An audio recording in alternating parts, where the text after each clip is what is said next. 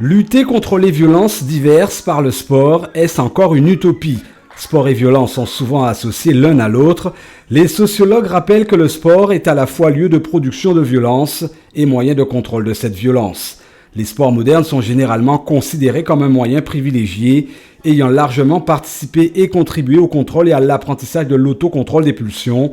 Mais le sport, c'est avant tout des règles auxquelles il faut avant tout se plier. Ce qui est fondamental, c'est d'abord les valeurs éducatives. L'avantage des arts martiaux, c'est que nous avons un code moral où la politesse, elle est de mise, l'amitié, l'honneur, la sincérité, le contrôle de soi. Et nous, on travaille uniquement sur ces valeurs-là.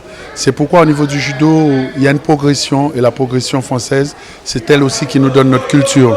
Et cette culture-là, eh bien, ça nous apprend à nous comporter. Comporter quand on rentre dans le dojo.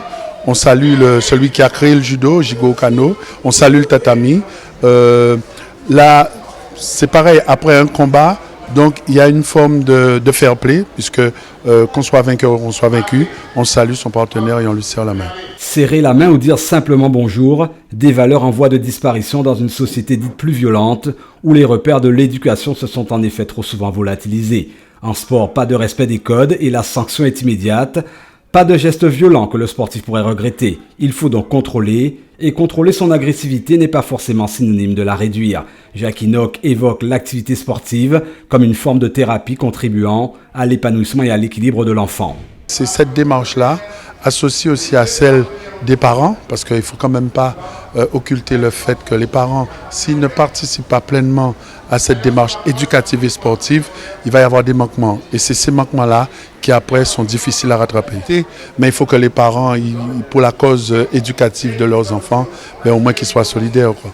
Et moi je dis que la société, elle irait mieux si effectivement il y avait davantage de jeunes qui pratiquaient du sport. Pas forcément le judo, pas forcément les arts martiaux, mais tout type de sport. Posons-nous simplement des questions que l'on ne se pose peut-être jamais. Qu'est-ce qui éduque dans le sport, l'activité sportive ou l'éducateur? Tous les jeunes aiment-ils? Doivent-ils aimer le sport? À quel public doivent s'adresser les politiques de prévention par le sport?